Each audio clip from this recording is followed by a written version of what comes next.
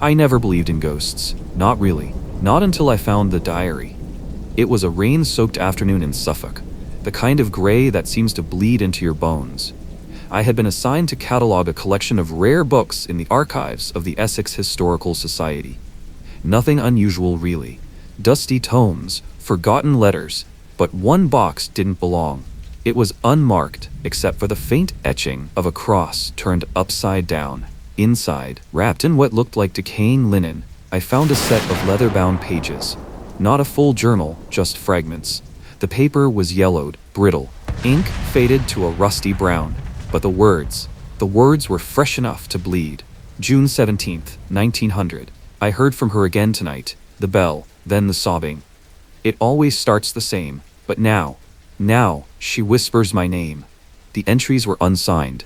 No date of origin, no author. Just this broken sequence of memories, all revolving around a place I'd never heard of before, Borley Rectory.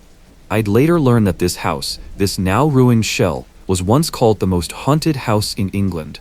But back then, all I had was curiosity, a name, and a growing sense that these pages weren't supposed to be found. She walks through the garden after dusk, her veil torn, her hands clasped in prayer. But she has no face, only that sound, the dragging. The more I read, the more I felt it, like something breathing just beyond my shoulder. The scent of old roses, candle smoke, and then the scratching.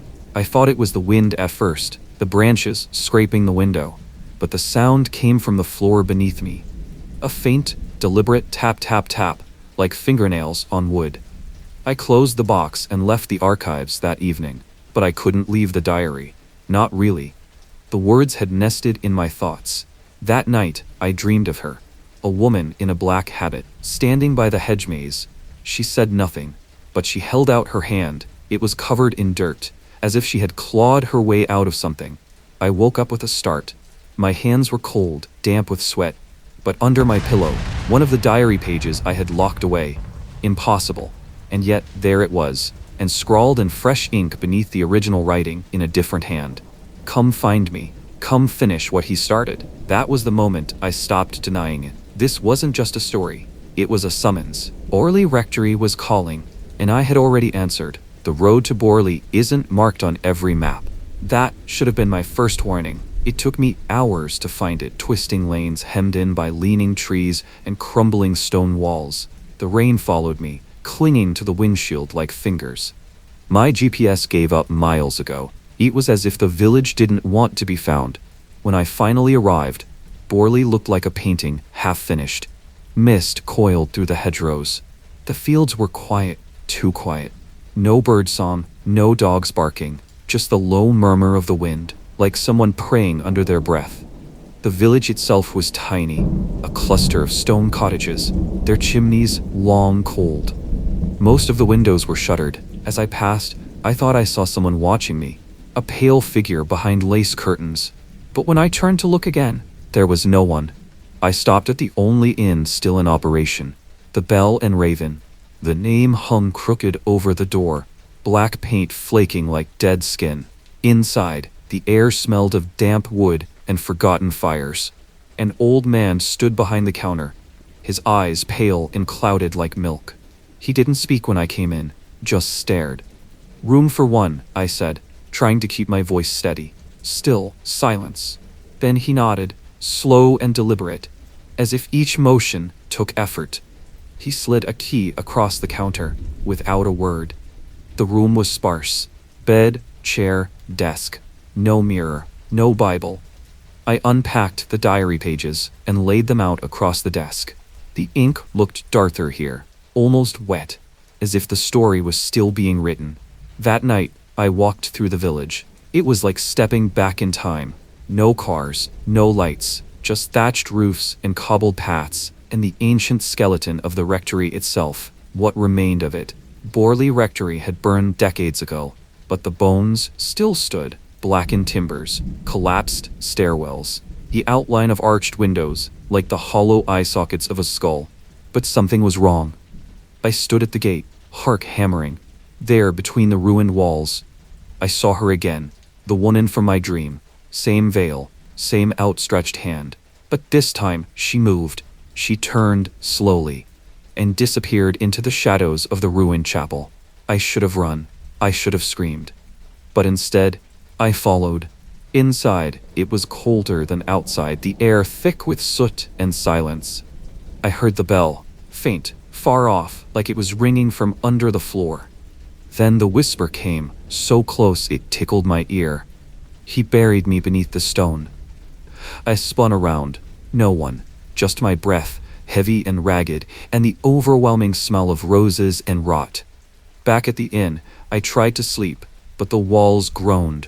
Something scratched at the floorboards beneath my bed, and around 2 a.m., the sound of footsteps, slow, deliberate, passed just outside my door. I pressed my ear to the wood. Silence. Then, tap, tap, tap. The same rhythm as before. This village was asleep, yes, but not at peace. Borley wasn't abandoned, it was watching, and something in it had just woken up. By the third morning in Borley, I had stopped expecting the sun to rise. Light came, yes, but not warmth. Only a dull gray that painted everything in shades of ash. The village seemed to hold its breath, and I found myself doing the same. At the local library in a cramped room, tucked behind the village post office, I found her name, Marie Lair, a nun, French. Moved to England in the late 1600s, or so the few surviving records claimed, but it wasn't the official files that told her story. It was the letters tucked in the margins of old church ledgers, scribbled in Latin, half-burned in the parish archives. She had come to Borley not by choice, but as punishment, banished from her convent in Le Mans for reasons no one dared to write outright. The rumors were vivid, though an affair with a priest, a forbidden child, a secret buried beneath both vow and stone, and here in Borley, she found him again. His name was Father Renard. Once her confessor, later her lover, he had requested her transfer under the guise of spiritual rehabilitation. What they rekindled instead was something the church would have burned them both for. They met in secret, one of the old entries read, by the old well in the garden. There, they swore an oath before God, and defied him. Love can be sacred, but theirs became a curse. When the villagers discovered the affair, outrage turned to panic. Crops failed. Livestock died. Children fell ill. Whispers grew. The nun had brought a hex upon the land. The rector at the time, a man named Jonathan Crew, ordered a trial. No court, no defense. Just a candlelit inquisition beneath the chapel. She was never officially executed. They claimed she fled, but the diary pages said otherwise. They bricked her alive into the cellar wall. Her screams echoed for 3 nights. The more I read, the more I felt her pain pressing through the parchment, like blood through linen.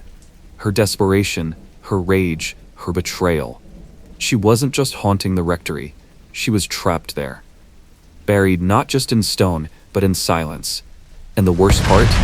The priest Father Renard did nothing. He watched as they sealed her fate. Then he took a new post, in France. That evening, I returned to the ruins. I brought one of the diary pages with me, the one written on the night of her death.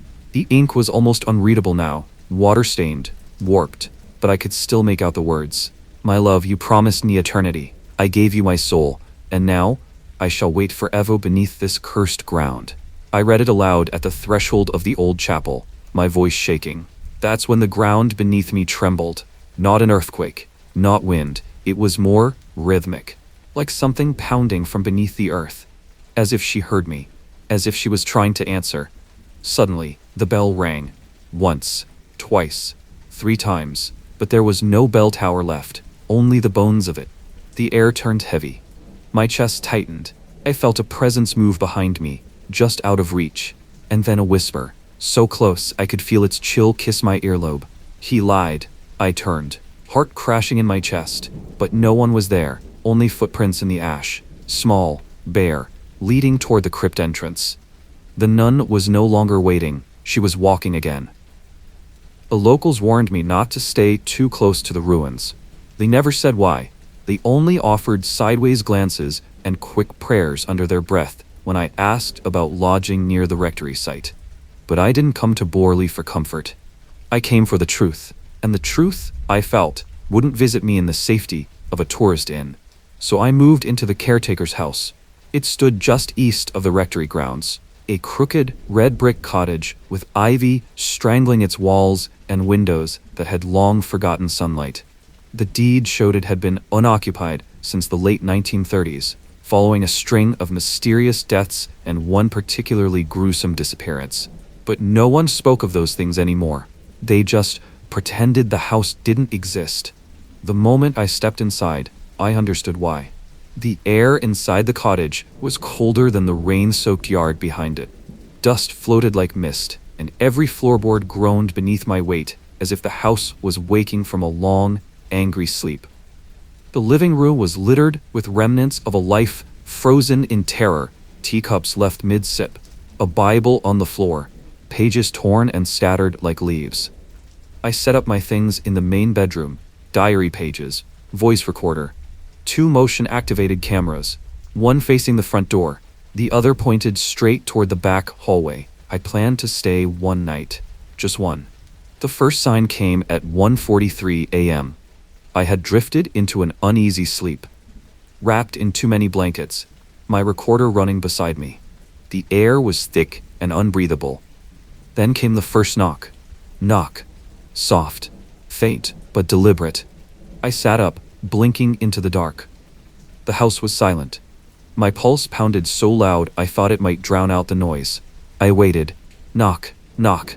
2 more closer now. This time, it was unmistakable. Someone or something was at the back door. I slid out of bed and grabbed the flashlight.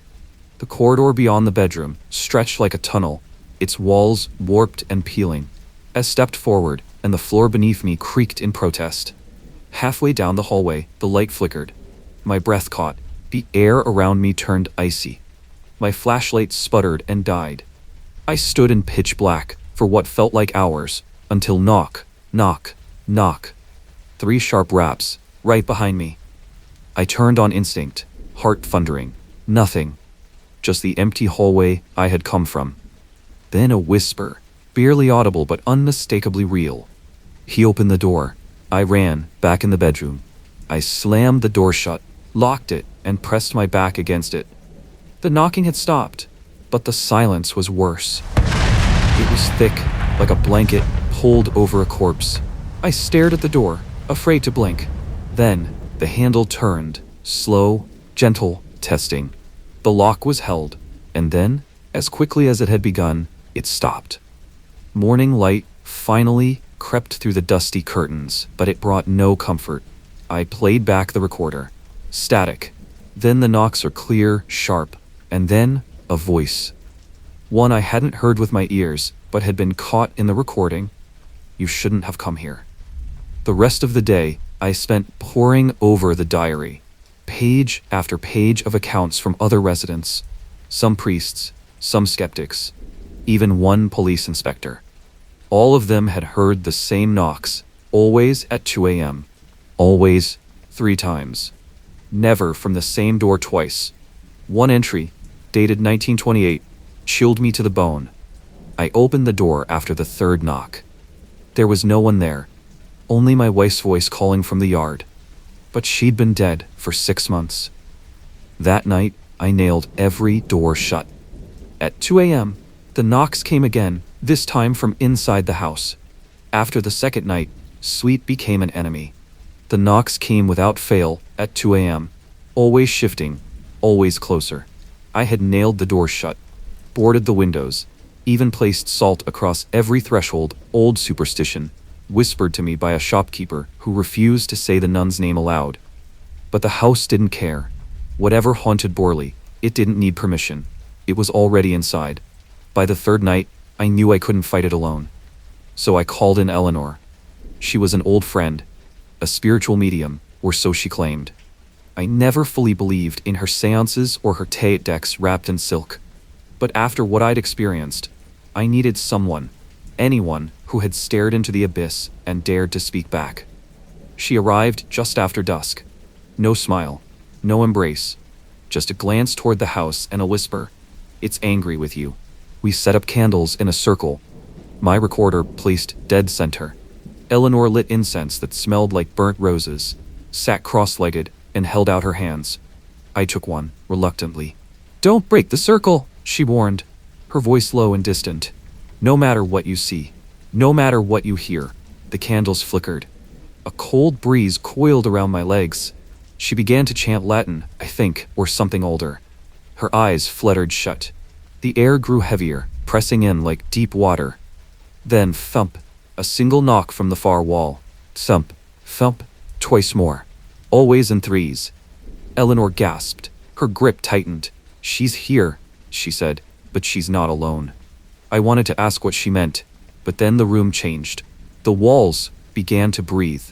Not metaphorically, I mean that literally. The plaster expanded and contracted, as if something immense was shifting behind it. The floorboards trembled.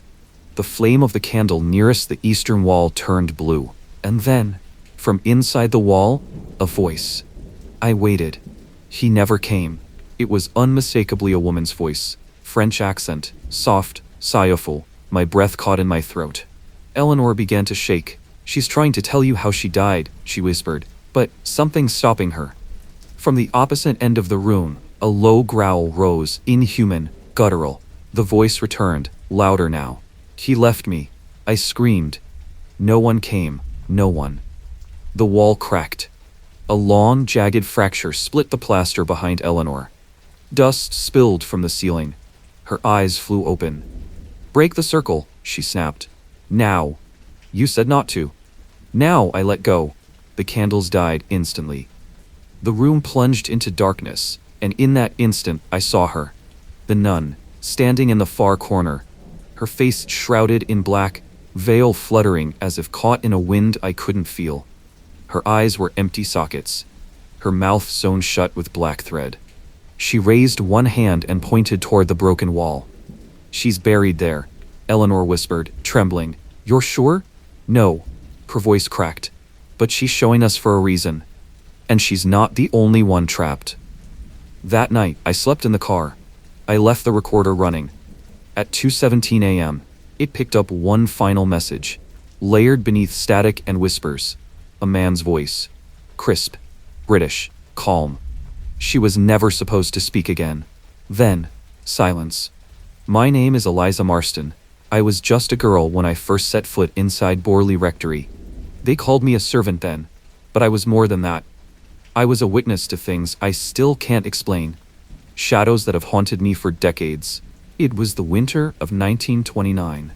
The house was cold, colder than any place I'd ever known, even with the fire blazing in the hearth. From the moment I arrived, I felt eyes watching me, unseen but very real. The first night was quiet, but as the clock struck 2, I heard footsteps in the hallway, slow and deliberate. I told myself it was just the wind, or maybe the house settling, but then I heard the whisper, soft, a woman's voice, calling out in French. Pourquoi m'as-tu laissé? Why did you leave me? I froze. The hair on my arms stood on end. I wasn't alone. Over the following days, I saw her as a nun. At first, just glimpses of a shadow behind a cracked window, a veil flickering like smoke.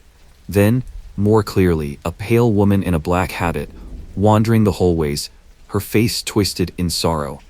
One evening, while I was cleaning the chapel, I heard footsteps behind me. I realized no one was there.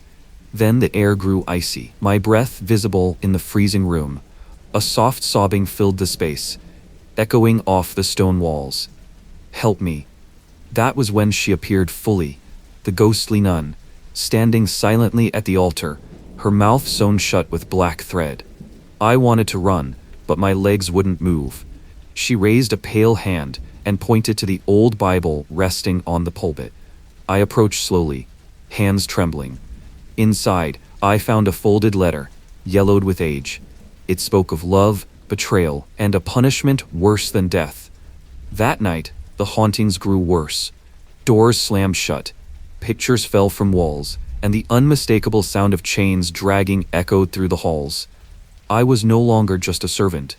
I was a prisoner to the restless spirit of the nun, trapped in a house where the past refused to stay buried. And I knew, deep down, that the secret of Borley Rectory was darker than anyone dared imagine. After days of restless nights, haunted by shadows that moved just beyond the corner of my eye. I realized I couldn't fight this alone. The nuns' presence in Borley Rectory was growing stronger, heavier, like a storm gathering just beneath the surface of the walls.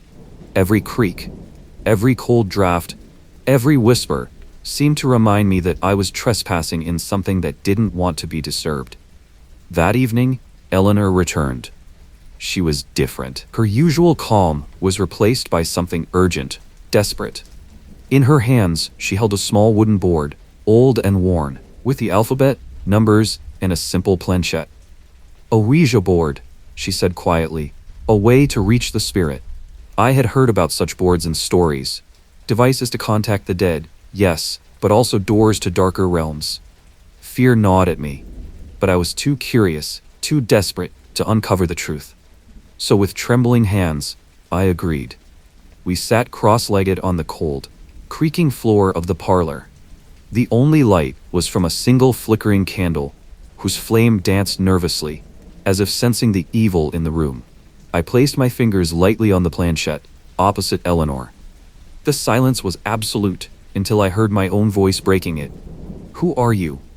The planchette moved slowly at first, as if hesitant, then clearly spelled Eliza. I stared at Eleanor. "Is that your name?" "No," she whispered, "but that's the name she gave when the rectory was first haunted." The rune grew colder. I could see my breath fogging in the air. "Why are you here?" Eleanor asked, barely above a whisper. Again, the planchette moves, gliding deliberately. B-Radare-D. The word hung heavy between us, filled with pain and accusation. Suddenly, a loud bang upstairs shattered the fragile silence, like a door slamming with fury. I jumped, heart racing, while Eleanor bit her lip to stay calm. The air turned icy, so cold it felt like fingers of frost were closing around my throat. My fingertips lost sensation on the board. The planchette hovered. "Are you angry?" I whispered, fear twisting my stomach. "Yes." Then the planchette moves wildly, almost violently, spelling words so fast I could barely keep up. L-E-A-V. The candle flickered and died. Darkness swallowed the room. We sat frozen, fingers still touching the board, breath caught in our chests. Then, from the hallway came footsteps. Slow, dragging, heavy, not human, something heavier. "We shouldn't have done this," Eleanor said, voice breaking. The planchette began moving again. H-E-D-I-D-T-H-S. The priest, the rune seemed to tilt, the walls breathing in and out with a sinister rhythm. I thought of the vision I had of the priest, with his needle and black thread. Eleanor's eyes were wide with terror. "The nun wasn't just a ghost," she whispered. "She was a victim. Tortured for love, silenced forever." A sudden crash upstairs made us both jump. I was shaking now, but I needed to know more. "Why the anger? What does she want?" I asked. "Revenge," the planchette spelled clearly. Suddenly, the floor beneath us seemed to tremble. A low moan, like 1,000 voices whispering in pain, filled the room. The candles flickered back to life, casting long, grotesque shadows that seemed to move on their own. The spirit's fury was tangible, almost suffocating. It was a rage that had been buried deep, and now it was unleashed. Then, the room went pitch black again. When the light returned, the board was empty, but the air was thick with menace. We couldn't speak for a long time. Finally, Eleanor said, "The spirit's not just angry at the priest. She's angry at anyone who tries to uncover her secret." "And that means us?" I asked, voice barely audible. She nodded grimly. Suddenly, a cold gust blew through the room. The windows slammed shut on their own, and the sound of chains dragging echoed once more. I wanted to flee, but I was rooted to the spot. Then, from the shadows, a soft whisper. "She waits, forever." I felt tears sting my eyes, not from sadness, but from a deep, primal fear. The nun's story was no longer just a legend. It was a warning. And the more we tried to know, the more we risked awakening something far worse than sorrow. A vengeful spirit, bound by love, betrayal, and a punishment so cruel, it transcended death. I first heard of Harry Price through hushed whispers among the villagers, an investigator of the supernatural, a man who dared to face what others feared.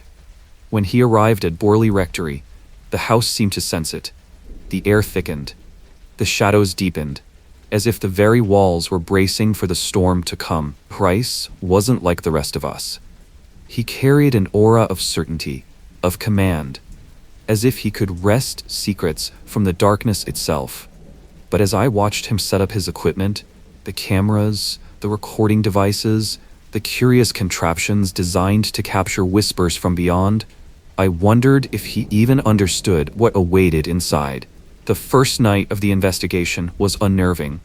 As the sun dipped below the horizon, the house shifted, creaked, and moaned as if breathing. Harry was methodical, almost clinical, but even he couldn't mask the flicker of unease when the temperature dropped suddenly and faint voices echoed through the hallways.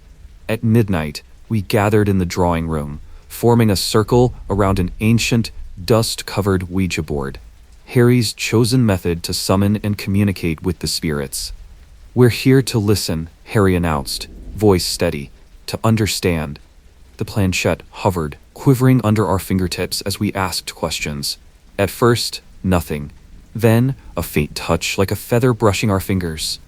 "Who's here with us?" Harry asked. The planchette slowly moved. Eliza. A chill ran through me. The name echoed the stories I'd heard from Eliza Marston, the first witness. Suddenly, the lights flickered violently. The candles guttered.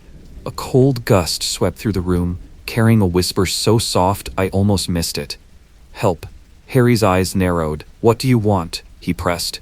The planchette jerked violently, spelling Reveng. The air grew thick, oppressive. A shadow flickered at the edge of the room, fleeting but unmistakable. The pale nun, her face twisted in anguish and fury. Harry didn't flinch. He reached for a small vial of holy water and sprinkled it toward the apparition. The figure recoiled, then vanished. But the presence lingered, heavier than ever. Suddenly, the old grandfather clock struck 3. With the chime, the room plunged into darkness. A violent banging erupted from the upstairs corridor, as if something or someone was desperate to escape. Harry motioned for silence, then whispered, "We must proceed carefully. The spirit is agitated." We gathered in the hallway, where the noises had come from. Harry produced a small notebook and began to chant prayers, ancient words meant to calm restless souls. Then, with deliberate care, he held up a crucifix. "In the name of God, I command you to reveal yourself." For a moment, nothing. Then the air grew icy, and a pale mist began to form. From the fog emerged the nun, clearer than ever, her veil torn, eyes hollow, lips sealed by cruel stitches. She reached out with translucent hands, a silent scream frozen on her face. Harry's voice grew firmer. "Speak to us. What binds you here?" The apparition's mouth moved soundlessly. Then a whisper echoed in the stillness. "Betrayal, pain, silence." Harry nodded gravely. "You were wronged, but your anger threatens the living. What is your wish?" The ghost's hand dropped, and for a moment, all was still. Then a voice, barely a breath. "Peace." Harry lowered the crucifix, eyes filled with both pity and resolve. "We will try to help you find peace," he promised. But even as he spoke, I could feel the tension in the air, a warning that the road ahead would be long, dark, and dangerous. For Borley Rectory did not yield its secrets easily, and the nun's story, tangled in betrayal and revenge, was far from over. After days of preparation, Harry Price insisted we perform a ritual, an ancient rite designed to calm the restless spirit and perhaps coax the nun's tortured soul into finally finding peace. The ritual was called the Silent Ceremony, passed down through generations, said to be powerful but fraught with danger. The night of the ceremony, the rectory was wrapped in a suffocating silence, heavier than any I'd ever known. The usual creaks and whispers had ceased, as if the house itself was holding its breath, waiting. Harry gathered us in the dimly lit chapel, a small room with faded religious icons, cracked stained glass windows casting eerie shadows on the peeling walls. The air was cold, unnatural, and the smell of damp earth and decay lingered thickly. "Stay close and follow my lead," Harry instructed, his voice barely above a whisper. "No one speaks. Not a word. Silence is key." We formed a circle around an altar draped in black cloth, where candles flickered weakly. Harry began chanting in Latin, the words rolling off his tongue with an authority that made my skin crawl and my heart race. As the incantation grew louder, a sudden chill swept through the room. The flames flickered wildly, shadows danced like specters on the walls, twisting and contorting. Then it began. A low, guttural moan rose from the depths of the rectory, shaking the floor beneath our feet. The nun's spirit was manifesting angrier and more powerful than any of us had anticipated. Suddenly, the candles extinguished simultaneously, plunging us into utter darkness. In that moment, I felt an invisible force gripping my chest, squeezing so tight I could barely breathe. A piercing cold shot through my bones.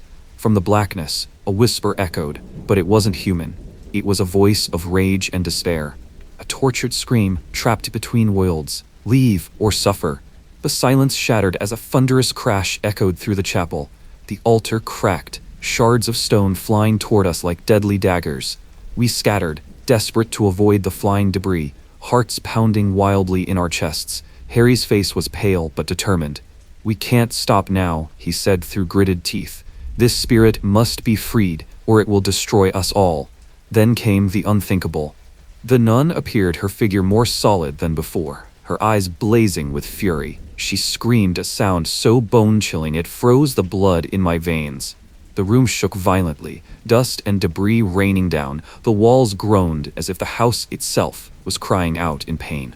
One by one, the candles reignited on their own, casting a sickly, greenish light over the scene. I could see her clearly, now her face twisted by years of torment, her mouth stitched shut, but somehow still screaming silently.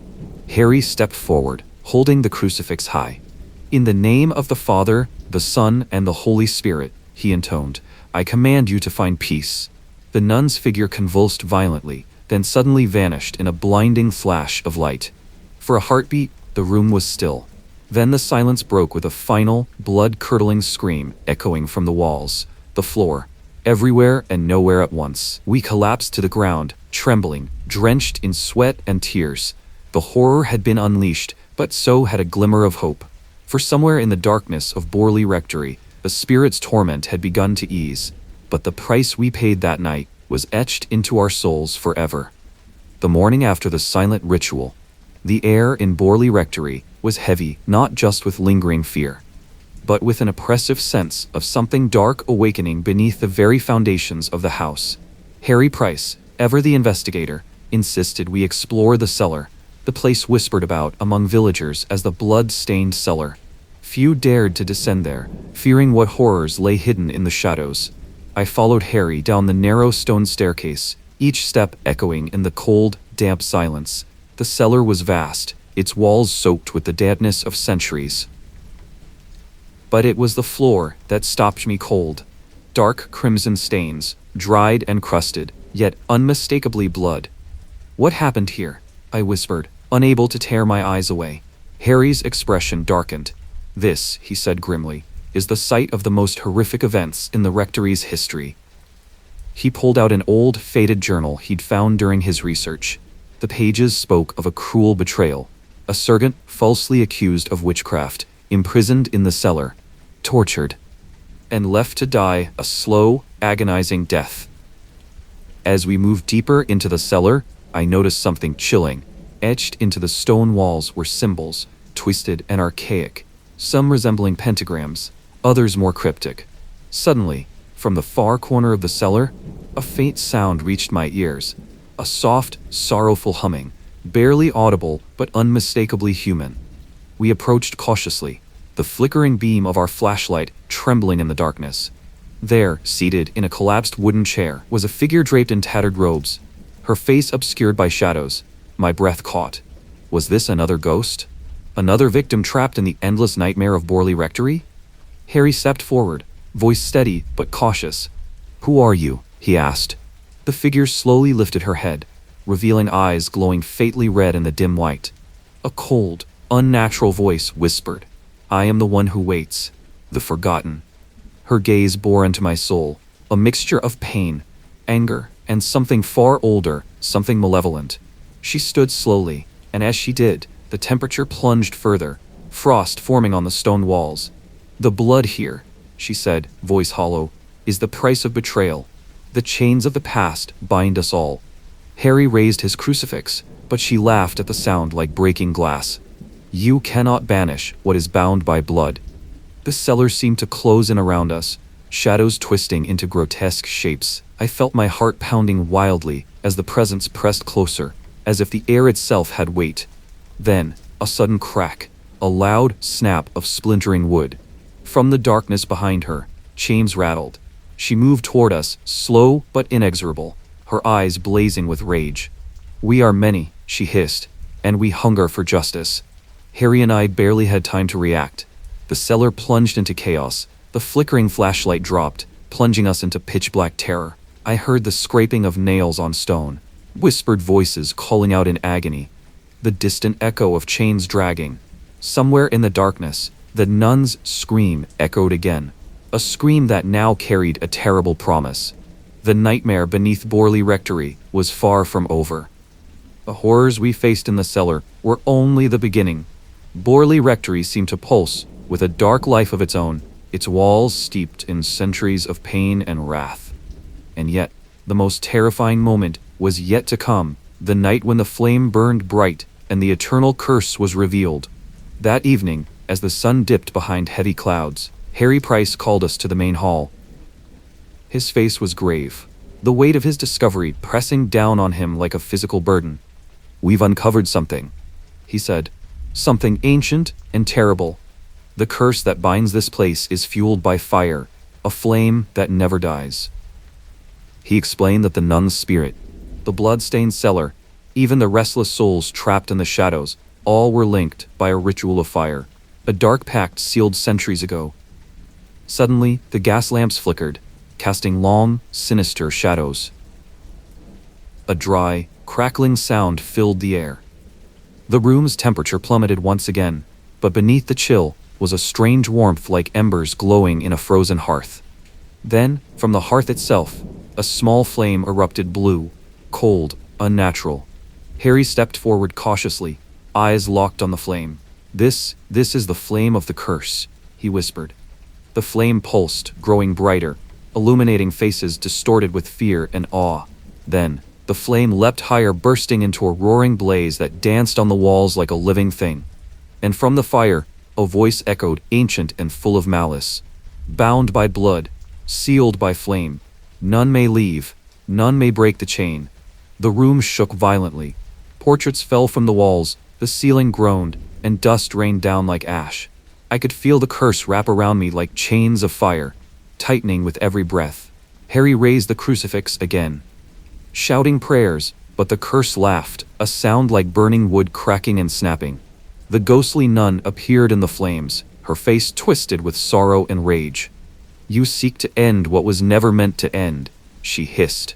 "This flame is eternal. It consumes and binds." As she spoke, the fire spread, licking the edges of the room, creeping like a living beast. We scrambled to contain it, but the flames defied logic, refusing to die. In that moment, I understood. The curse was not just on the house, but on all who dared to uncover its secrets. Borley Rectory was a prison, and its ghosts were the wardens, forever trapped in a cycle of fire and pain. As dawn broke, the flames finally died down, leaving behind only smoldering ashes and a lingering sense of dread. Harry looked at me, eyes haunted. "We did not free them," he said quietly. "We only awakened the curse's true power." And with that, we left Borley Rectory, its dark flame burning silently in the shadows, waiting for the next souls foolish enough to enter. Did you enjoy this content? Share your thoughts in the comments below. Support us with a like and subscribe so our channel can reach more people. Thanks for watching until the end.